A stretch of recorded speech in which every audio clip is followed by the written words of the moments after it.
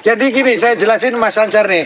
Jadi yang diperbaiki dengan biosaka ini adalah tanamannya, akarnya, sel-sel ujung akarnya yang diperbaiki dengan biosaka ini.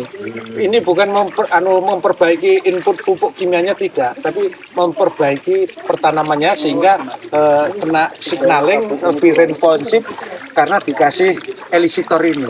Jadi ini bukan pupuk, bukan pestisida, tetapi elisitor yang berperan memberikan signaling kepada sel-sel yang ada di ujung akar sehingga bisa memilih dan makan hara-hara yang dibutuhkan secara baik.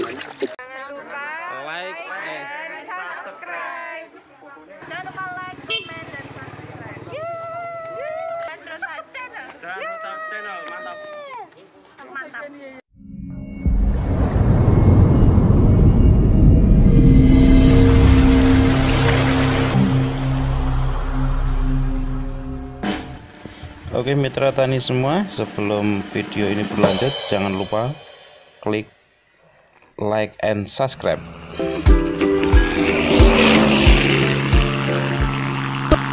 Sampai 4 bulan kuat apa enggak itu? Itu sampai 5 tahun kuat, Mbak. Kalau bagus. Ya bagus Pak. Sampai 5 tahun kuat. Ada di YouTube kan ngomong YouTube-e.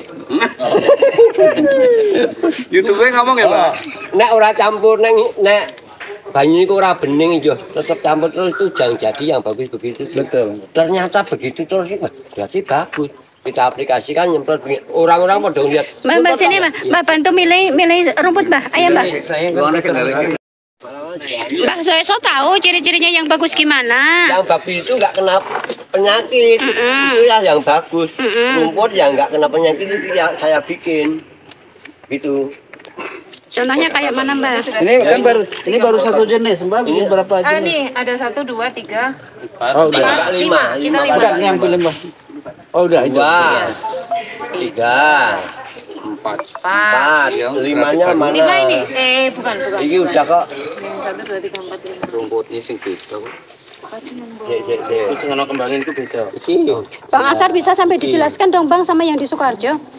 Ciri-cirinya yang sehat gimana? Ciri-ciri yang sehat itu sebenarnya kenapa kita pilih tadi yang mengarah ke pucuk. Sebenarnya bukan hanya pucuk, sampai ke bagian yang paling sempurna, daunnya masih utuh, warnanya masih seimbang.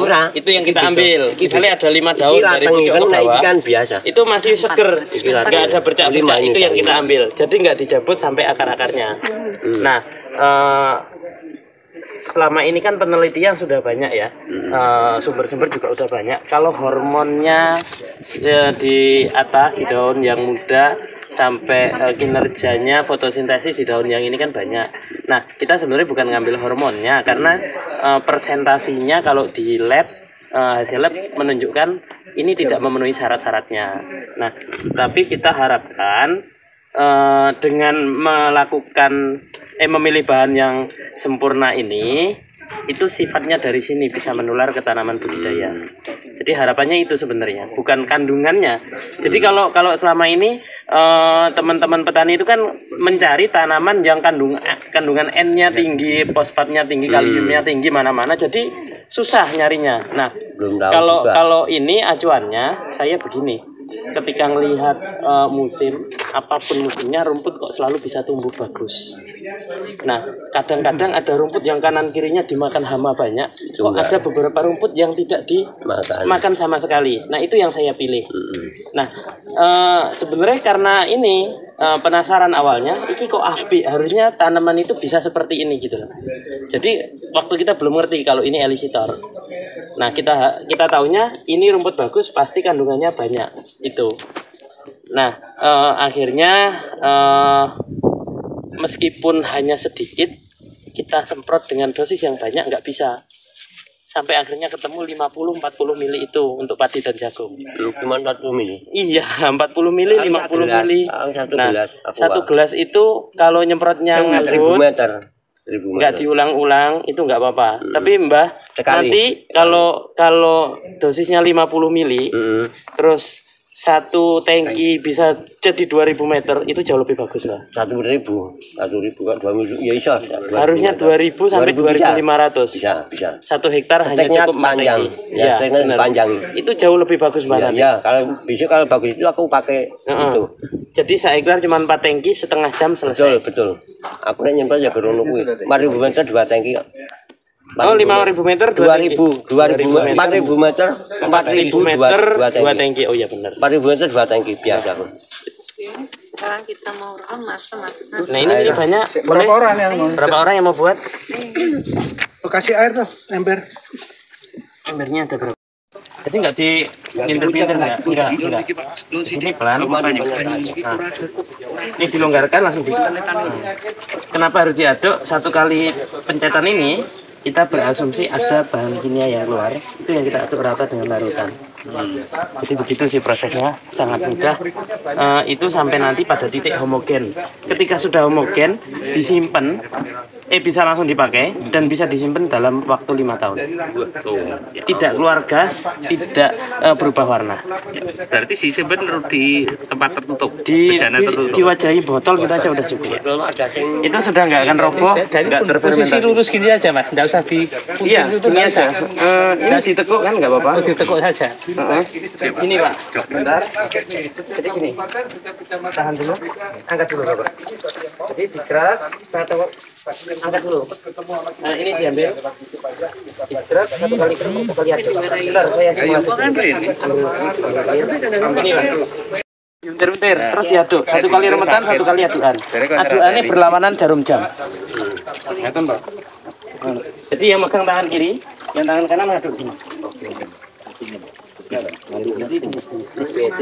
tetap ya, tetap di dalam air. Ini tetap megangin. Berat, aduk. Aduk. Jadi yang megangi yang kiri ya? Iya. Yang kanan ngaduk, biar lawanan jarum jam. Oke. Gerak. 1 kali gerak, 1 kali aduk. Nah, oke. Nah, oke terus. Gini mas. Iya, aduknya kenceng.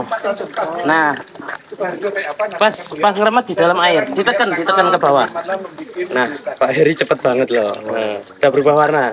Oh, saya nak mas bawa ngeremet loh berarti. Tadi saya itu, Bu, fisika aduknya, aduknya rata gini. Nah, rata kenceng. Ditekan ke bawah. Sampai berapa lama ini nanti? Sampai homogen. Lebih kurang 10 sampai 15 menit. Nah, Bapak ini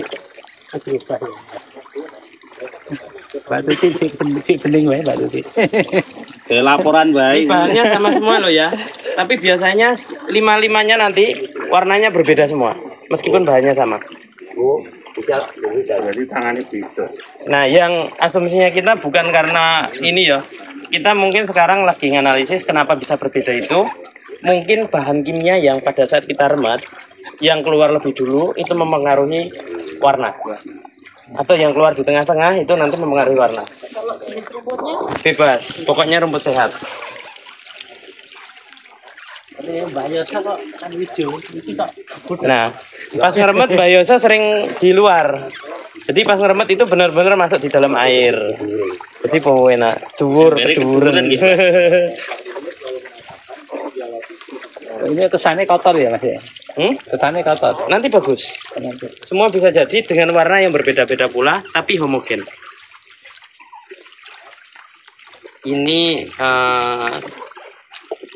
yang pertama kali tahu tim Kementan ke Blitar itu Pak Tris, ya, Pak Hasnul, sama Pak Gus.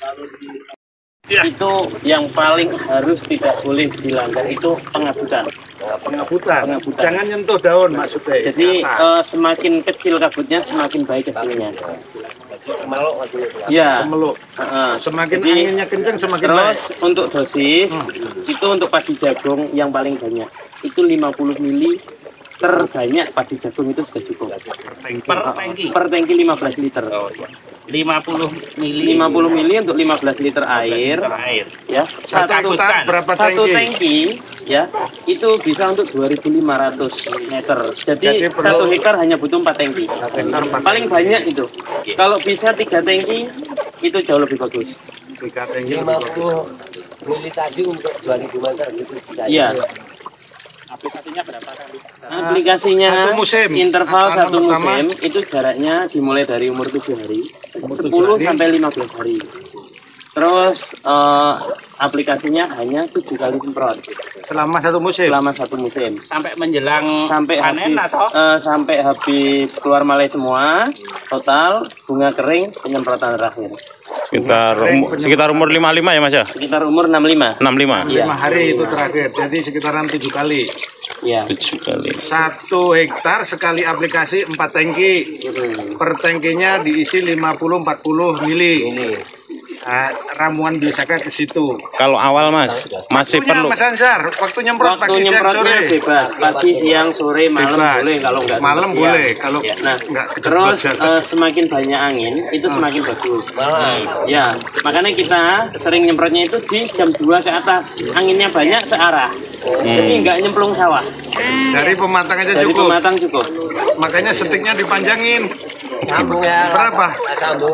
Stik yang di Blitar itu banyak yang 3 meter sekarang. 2 meter sekarang Oh, 3 ada meter. banyak. Supaya ngangkut, Pak. Ya. Supaya jauh gitu. Iya.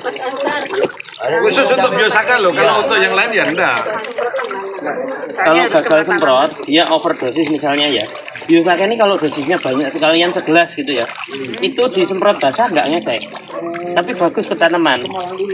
Jadi, kasih dosis banyak nggak apa-apa gitu. Tapi kalau dosis 50 mili dengan dosis ngabut berulang, itu dampaknya bagus. Tapi kalau berulang bisa kuning, bisa kosong. Malah Iya, sekali aja. sekali jalan saja. berarti pakai drone lebih Jauh bagus ya? lebih bagus sebenarnya. kalau lahan perdana Mas, itu apakah perlu penambahan pupuk kimia? Lahan perdana, kalau lahan perdana saya pikir malah jauh lebih bagus ketimbang lahan yang sudah dipakai tanam berkali-kali. Maksud saya perlu sekarang kan Sukoharjo. Nanamnya penggunaan Jadi, pupuk kimianya berapa? Jadi penggunaan pupuk kimia kalau perdana pakai ini ya, Ya. sebenarnya tergantung dari petaninya. Kalau di Blitar ada yang nge-challenge Pak. Berapa?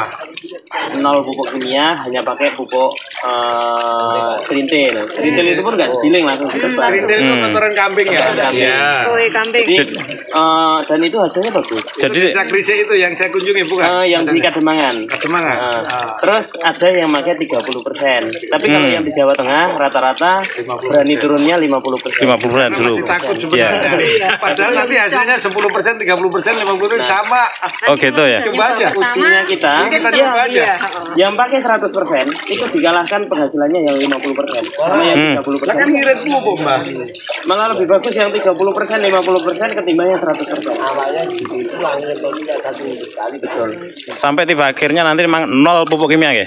Ya kalau 0 nanti tergantung tanah kita. Oh, tanah. Nah, karena Prof. Iswandi Anas kan juga menerangkan pupuk utama itu adalah pupuk organik. Kalau organiknya nanti semakin banyak, kayaknya kita bisa terbebas, tidak tergantung. Ya. Penambahan pupuk organik yang terus menerus. Jadi enggak juga. Seperti apa? Jadi gini, saya jelasin Mas Ansar nih. Jadi yang diperbaiki dengan biosaka ini adalah tanamannya, akarnya, sel-sel ujung akarnya yang diperbaiki dengan biosaka ini. Ini bukan memperbaiki input pupuk kimianya tidak, tapi memperbaiki pertanamannya sehingga kena signaling lebih responsif karena dikasih elisitor ini.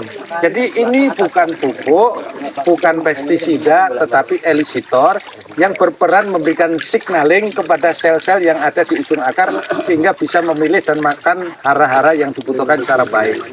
Dan dampaknya, satu manfaatnya memperbaiki kesuburan lahan.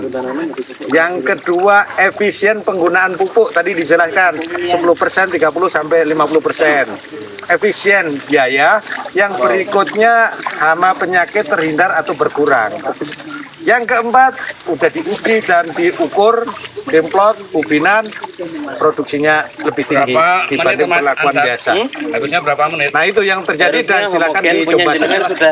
Ini sudah bagus ini Pak Ansar ya? Iya. Udah kelihatan nih. Ini Ibu, belum ya? Iya Pak. Sudah. Ini. Tapi